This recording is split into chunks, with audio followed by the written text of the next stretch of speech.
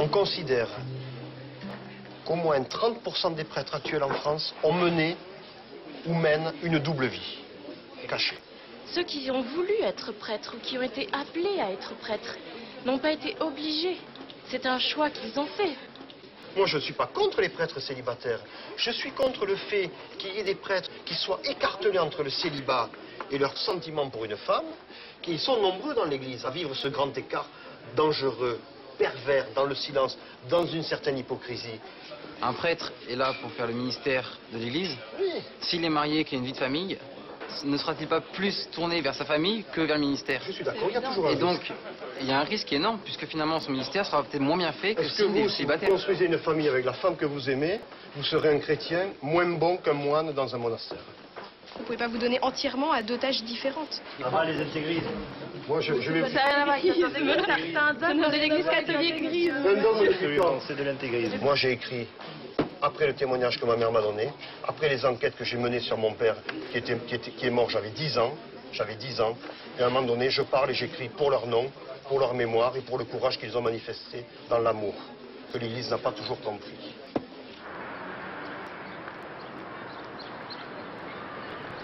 Marc Bradfer a 44 ans. Il est l'avant-dernier d'une fratrie de 8 enfants. C'est après la mort de sa mère, l'année dernière, qu'il a décidé de publier l'histoire de ses parents. Une manière d'exorciser un lourd secret de famille qui a pesé sur toute son enfance. C'est la première fois en France qu'un fils de prêtre prend publiquement la parole. Quand avez-vous appris, Marc, qui était réellement votre père? J'avais 15 ans, 5 ans après la mort de mon père, quand un de mes frères aînés en voiture m'a dit « Mais tu savais que papa était prêtre ?» Et je lui ai dit non. Mais ça n'a pas fait l'effet pour moi d'une bombe immédiatement. J'étais surpris et il me semblait que ce mot déjà ouvrait la porte d'une vérité familiale cachée, parce que la vie familiale avait été difficile pour mes frères et sœurs et pour moi-même, et aussi pour mes parents. Et effectivement, par la suite, j'ai compris, notamment après la mort par suicide, par pendaison d'un de mes frères de 21 ans, que le tabou familial, finalement, faisait des ravages plusieurs dizaines d'années après. Mes parents se sont rencontrés à l'église de Fourmies, petite ville du département du Nord, petite ville industrielle. Ma mère était fille de notable, elle avait 19 ans. Elle chantait merveilleusement bien. Ils se sont aimés, ils se parlaient d'amour dans le confessionnal, ce que je trouve merveilleux. Ma mère, dès la première étreinte, le 2 mars 1943, est tombée enceinte. Là, mon père a été placé devant un cruel dilemme.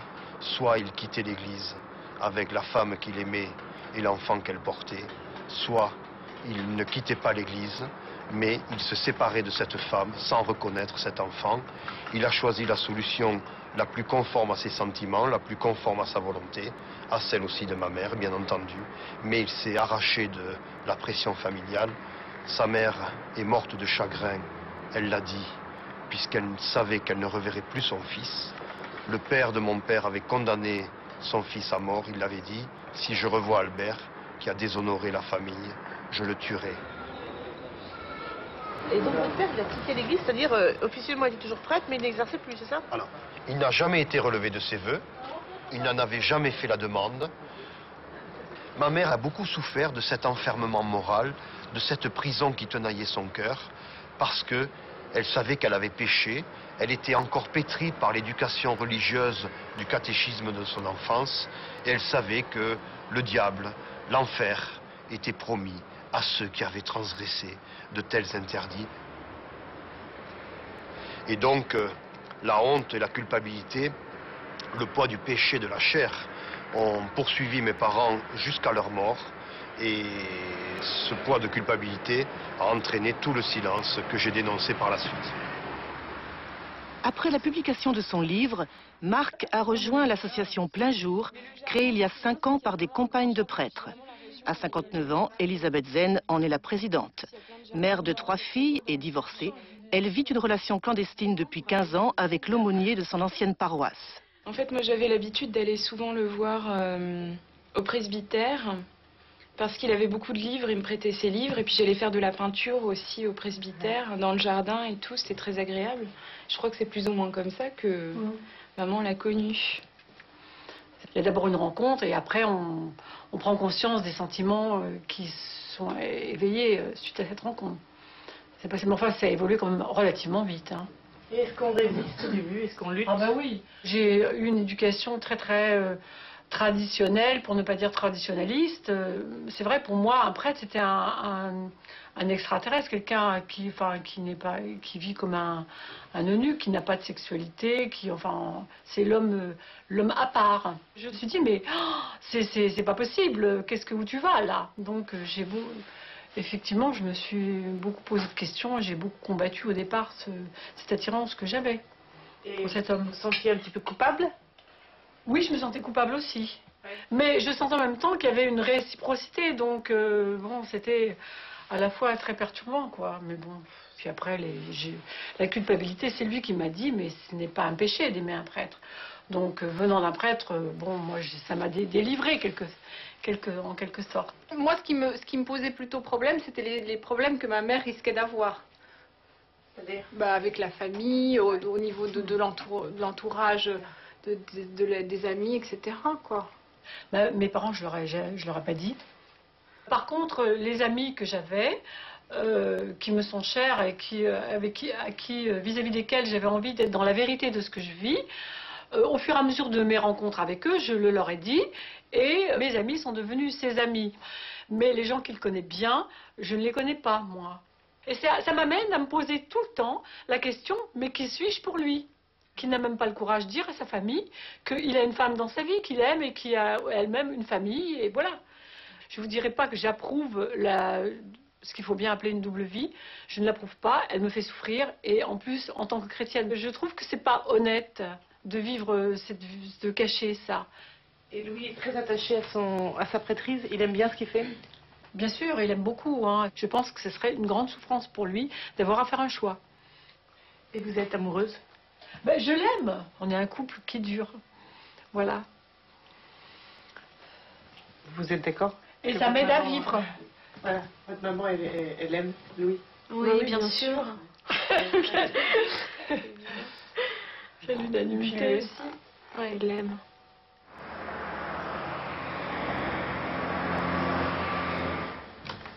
Olivier est debout. On va y aller. Allume ta lumière. Maman. T'as bien dormi? Oui. À 34 ans, Sophie est aussi membre de l'association Plein Jour. Allez, on va avancer. Catholique pratiquante, elle a rencontré le père de son fils lors d'une activité paroissiale. Vous lui avez dit à Olivier qui était son papa? Oui, oui, depuis toujours. Depuis toujours? Oui. Il le sait? Oui. Ouais. Oui. Qu'est-ce que t'en penses, Olivier? Moi, je pense que c'est pas bien qu'ils puissent pas se marier.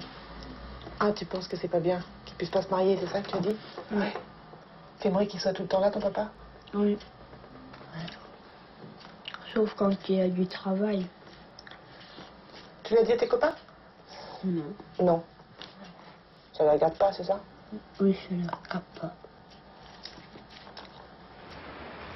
Sophie a cessé de travailler pour se consacrer à l'éducation d'Olivier. Elle vit grâce à la pension alimentaire que lui verse son ex-compagnon, avec qui elle a rompu il y a quelques mois. Elle ne supportait plus sa double vie et la clandestinité de leur relation. Oui, Sophie, vous leur avez dit à vos amis votre situation familiale? J'ai tout confié à Isabelle, puis c'est tout, quoi, en fait. On se soutient. Voilà. Et bon, elle a plus... Ouais. Elle sait que je suis là, qu'il n'y a pas de problème. Je me sens encore plus émue. Ouais. C'est pas évident. Qu'est-ce que vous en pensez? Je vais me faire pleurer. Non, mais je ne peux pas. Surtout, je ne peux pas. Oh là là. Bah, c'est moi en fait qui me... Non, Oh non.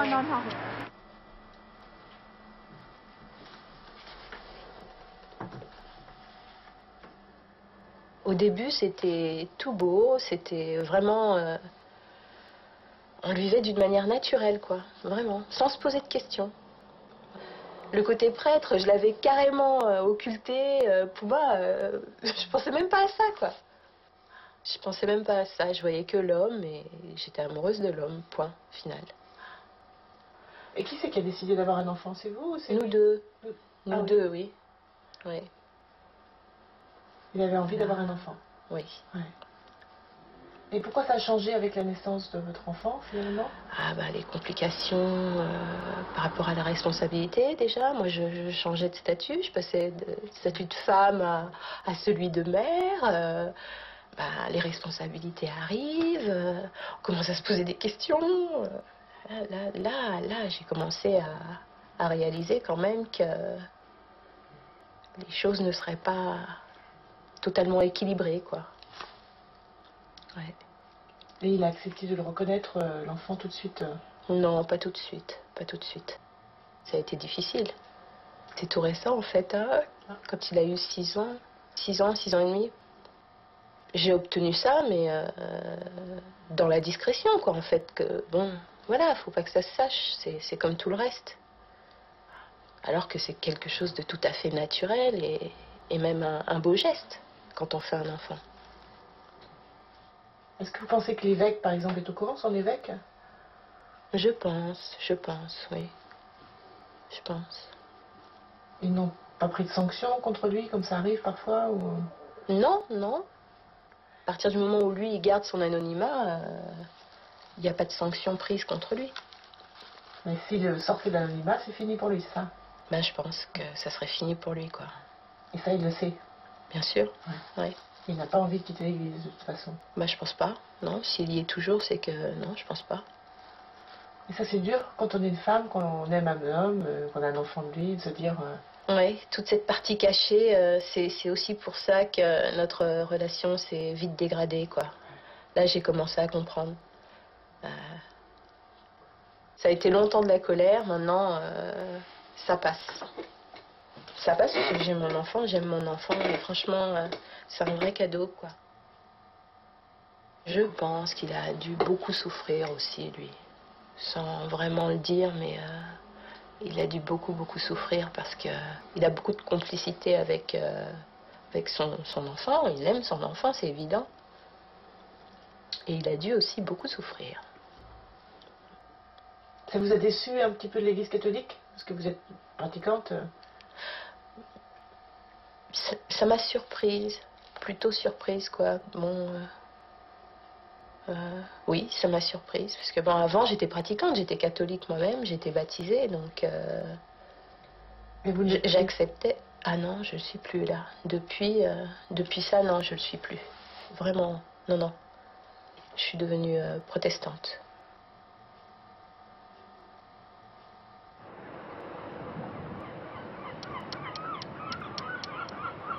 Il s'appelle aussi Olivier, il a 33 ans et il est l'aîné de 3 enfants.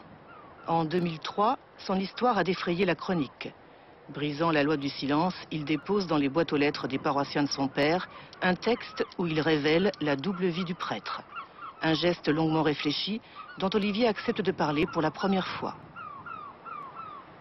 J'ai eu une enfance assez heureuse, mais j'avais un manque au niveau de mon père, puisque je ne l'ai jamais connu. Et j'en ai souffert énormément de ce manque affectif du côté d'un père, quoi. Quand on est petit, on se pose plein de questions, à savoir qui est-ce que ça peut être. Je me suis dit, bon, c'est peut-être quelqu'un qui est en prison, quelqu'un qui est mort, mais... Et vous demandiez à votre maman, par exemple? Oui, j'ai demandé plusieurs fois durant mon enfance qui c'était. Et puis bon, c'était toujours la réponse, j'étais trop petit pour comprendre. Et c'était un peu le sujet tabou, on n'en parle pas, quoi. Comment vous l'avez appris? Qui était votre père? En 1990, j'avais 20 ans. À la suite d'un décès d'un grand-oncle, j'ai découvert des papiers qui lui appartenaient. Il était prêtre lui-même. Il a informé l'évêque de ce qu'il avait découvert à l'époque, quoi. Ça m'a fait un peu un choc parce que je n'étais pas préparé, je ne m'attendais pas à ça et ça m'a fait mal, quoi. Ce qui veut dire que l'évêché à l'époque savait la situation de votre père? Oui, il le savait, oui. J'en ai parlé à personne. Puis j'ai écrit une lettre à mon père pour lui dire que j'avais découvert qui il était et j'ai eu juste une réponse sur un petit bout de papier, tape à la machine, rendez-vous devant une église, tel jour à telle heure. C'était un peu anonyme et un peu lâche, quoi. Et qu'est-ce qui a fait qu'un jour vous avez eu envie de rendre publique cette situation? Racontez-moi ce qui s'est passé l'année dernière. J'avais un peu marre de l'hypocrisie et du mensonge et des silences parce que je voulais pas qu'ils puissent mourir et puis emporter le secret dans la tombe. Je voulais que les gens ils sachent et qu'on me reconnaisse et qu'il y a un truc comme ça, quoi. Qu'est-ce que ça a provoqué, cette lettre? Ça a provoqué un peu une tempête médiatique. On voulait m'interviewer partout et mon père il a été démis de ses fonctions et il n'a plus le droit d'exercer, il est à la retraite, quoi. Et l'évêque, justement, vous avez pu le rencontrer? C'est le père Boulanger, n'est-ce pas, c'est ça? Oui, c'est ça, oui. La rencontre a été, je dirais, sympathique. On a pas mal discuté par rapport à tout ça. Bon, il m'a expliqué que lui, il n'était pas du tout au courant de ça. Bon, il m'a menti ou m'a pas menti, je sais pas. Que à l'évêché, il avait un dossier vide. Il m'a écouté par rapport à ma souffrance, par rapport à tout ce que j'avais vécu, quoi. Vous vous cachez un petit peu. De quoi vous avez peur, Olivier? J'avais envie de rester caché pour des raisons personnelles et puis professionnelles surtout, quoi. J'ai l'impression que tous les silences que j'ai vécus dans ma jeunesse, je les ai retranscrits. J'ai du mal à parler de ma vie, quoi. Que ce soit à une femme, à des amis proches, même très proches, c'est pas facile à dire. Dire mon père c'est un curé, c'est pas facile à dire.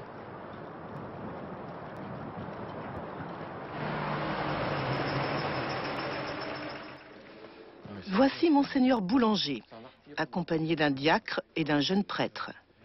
C'est lui qui a dû affronter la tempête médiatique déclenchée par les révélations d'Olivier.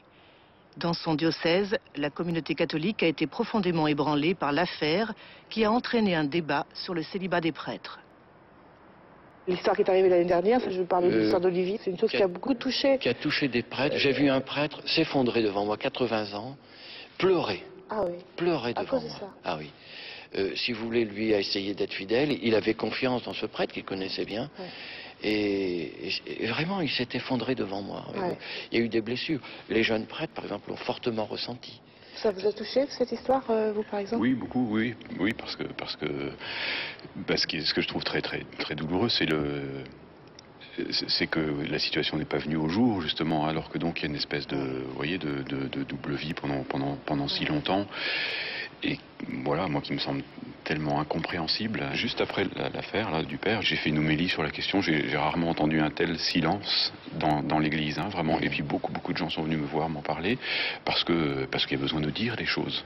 Et que les gens, ils ont besoin aussi d'être un peu rassurés, de comprendre. En quoi vous pensez que c'est incompatible d'avoir une vie de famille et d'être un bon prêtre? Bien, on ne peut pas donner sa vie à la fois pour une femme et puis pour un peuple tout entier. Ce n'est pas un dogme. L'Église, peut-être qu'un jour, elle acceptera que des hommes mariés acceptent à la prêtrise, mais c'est quand même une voie privilégiée pour aimer fraternellement.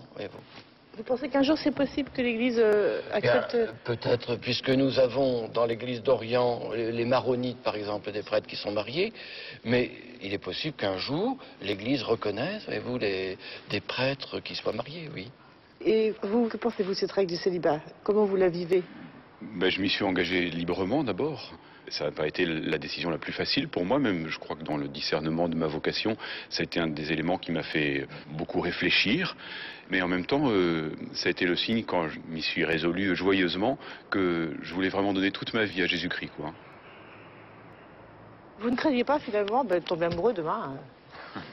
J'espère bien être amoureux, ça, je suis même certain de l'être, mais pas d'une femme. Alors, il faut, enfin, plus sérieusement, ça me frappe beaucoup dans le rapport avec les jeunes, la question de la sexualité. Alors pour eux, c'est vraiment impensable, mais comment vous faites? Je réponds que je fais comme je peux, mais qu'il y a un apprentissage de la maîtrise des sens, de la maîtrise de son corps, et que le prêtre est un homme sexué et un homme qui a une affectivité, mais qu'il essaie d'orienter différemment, parfois au prix de certains combats. Je sais ma faiblesse et ma fragilité. Donc dans mes relations aux femmes, j'essaie d'avoir une certaine prudence pour pas me mettre dans des situations où je sens que j'aurais du mal à être fidèle à ma promesse, parce que je sens vraiment que profondément c'est cette fidélité-là qui donne sens et qui me rendra heureux. Et comment on vit, quand on est évêque, le fait qu'un prêtre s'en aille ou dise, bon voilà, je vais me marier? Quelque part, il y a quand même un sentiment d'échec, une souffrance. En 68, tous les prêtres, mais aussi des chrétiens, ont vraiment vécu un tremblement de terre. Parce que j'étais dans une paroisse, vous imaginez, 3 prêtres qui ont quitté. L'un est parti avec la femme du garagiste, l'autre avec l'institutrice, et le troisième avec une religieuse. Vous savez, la communauté chrétienne, 30 ans après, elle le ressent encore. Ça, c'est bon. Ça a été une période bon Oui, c'est qui a difficile marqué pour la communauté. De toute façon, quand la presse s'en va, je pense que c'est très difficile. C'est très important, voyez-vous. Je comprends plein jour, hein, mais il faut aussi que ces femmes pensent que la communauté chrétienne, elle a été aussi blessée. Hein, vous voyez, il y a des victimes des deux côtés.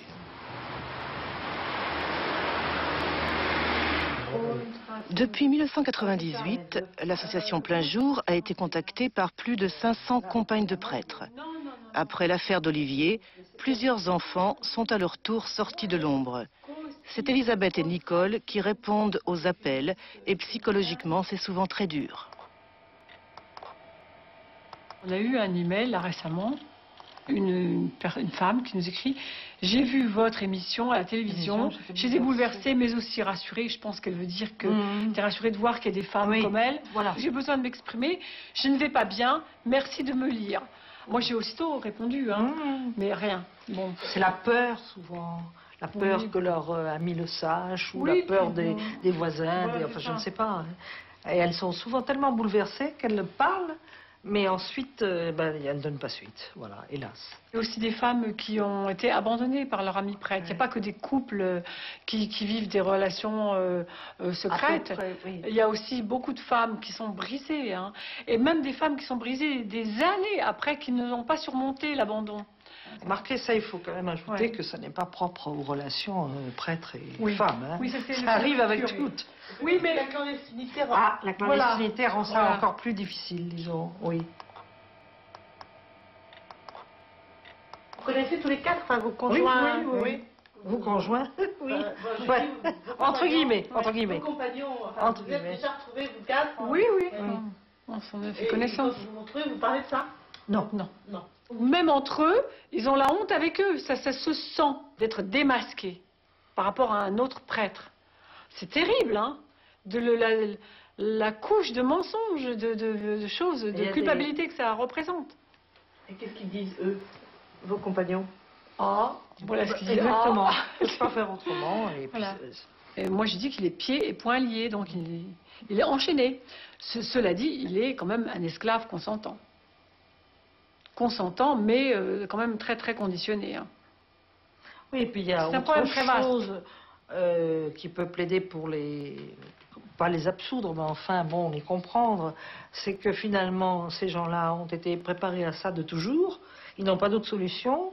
Que voulez-vous qu'ils fassent quand ils sortent de là? Il faut être très très courageux, et puis ils sont considérés, ils sont sur une espèce de piédestal. Et en plus de ça, ils ne sont pas formés à faire autre chose que ce qu'ils font. C'est très difficile.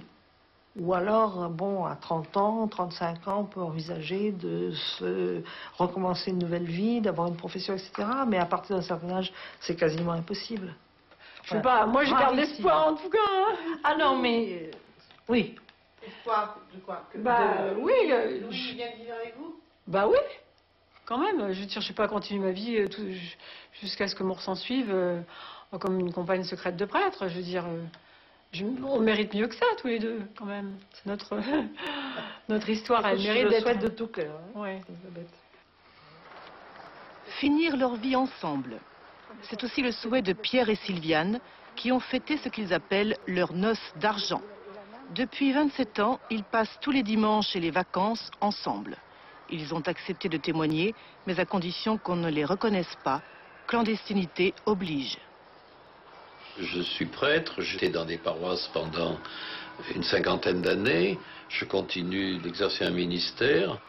L'ensemble des gens se diraient, tiens, il a une femme ou une amie ou une compagne. Peut-être que je leur fais pas confiance, peut-être qu'ils seraient d'accord, mais je n'en prends pas la décision. J'ai 2 enfants d'une première union qui sont au courant de la situation, mais qui n'ont pas envie que ça se sache. Il faut bien dire que notre situation reste une situation taboue, gênante, et ils n'ont pas envie d'être montrés du doigt. Pour vous, Pierre, c'est pas difficile de vivre finalement une double vie? Absolument pas. Absolument pas une double vie. La preuve, c'est que vous vous cachez. Donc... Mais je me cache, mais je me cache pour les autres, pas pour moi. Les gens ont leur vie qui les regarde, moi j'ai la mienne qui me regarde. Et je n'admets que personne, dans la mesure où je ne suis pas scandaleux, ni immoral, que personne vient intervenir sur ce qui est ma vie. Et vraiment, je peux dire, je n'ai pas de schizophrénie en moi là-dessus. Est-ce que vous en avez parlé avec votre évêque? Il le sait, vraisemblablement. Ça se passe dans le non-dit. Bon, ma seule référence, c'est l'Évangile. Mais j'ai pas besoin d'un évêque pour me dire à quelle heure il faut que je me lève. Est-ce que vous avez envisagé un moment de quitter la prêtrise? Comme tout le monde. Pas comme tout le monde, enfin, comme tous les prêtres. À un moment donné, on ne peut pas se poser la question, est-ce que c'est la bonne voie? Et puis j'ai fait ce choix de rester, parce que ça m'intéresse, parce que ça vaut la peine, parce que j'aime bien. À partir du moment où il est dans son église, où il a revêtu son aube, c'est plus mon mari, c'est quelqu'un d'autre, mais je fais bien la différence entre l'homme que j'ai chez moi et l'homme qu'il est à l'église ou dans des réunions, etc.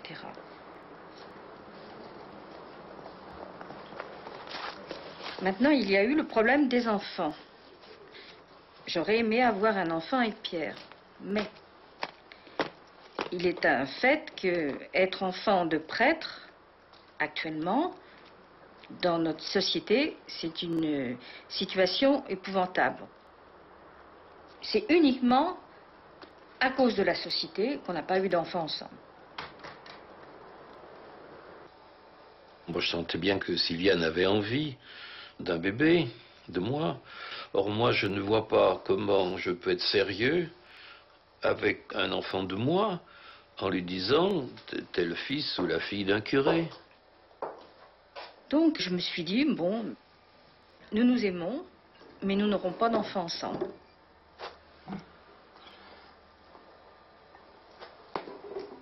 Ils n'ont pas la liberté de parole non plus, il y a quelque chose d'établi et de... Marc Bradfer et Olivier ont souhaité se rencontrer.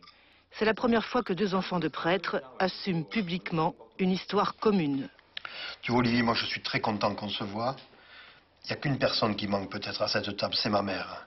Elle avait été très très touchée par ton histoire et bien entendu celle de ta mère et aussi celle de ton père. Elle était prête d'ailleurs à témoigner auprès d'un journaliste de la Dépêche du Midi. Et puis son état de santé, quelques jours après, a diminué, s'est affaibli et elle a refusé de répondre pour la première fois de sa vie à une interview. 2 mois après, elle allait mourir. J'ai un sentiment, toi, un peu de révolte, c'est de dire, ben voilà, on n'est pas reconnu, on nous traite avec mépris. C'est comme si on n'existait pas. On est là, on est rien, quoi. Les hommes, dès qu'ils parlent, ben, on leur dit de se taire et voilà, ils sont comme l'histoire de mon père quand ça a été découvert. Mon père, on l'a mis à la retraite d'office, il n'a pas eu le choix. C'est peut-être aux hommes de parler aussi maintenant et pas tout le temps aux femmes ou à nous de faire la démarche, quoi. Moi, je crois que les choses ont beaucoup changé. Sinon, nous ne nous serions pas rencontrés. On commence à parler à visage découvert. On passe de l'obscurité à la lumière et l'Église devra être éclairée par nos témoignages. Puisqu'elle est si apte à proclamer la vérité, eh bien, il faut aussi qu'elle soit capable de l'entendre. C'est son avenir et ça sera peut-être celui d'autres parents qui ressembleront aux nôtres. On va voir s'ils avancent et si ça bouge, quoi. J'espère, mais on verra. On est déjà 2, donc peut-être qu'on sera 3, 4, 5 dans plusieurs mois ou dans... On verra bien.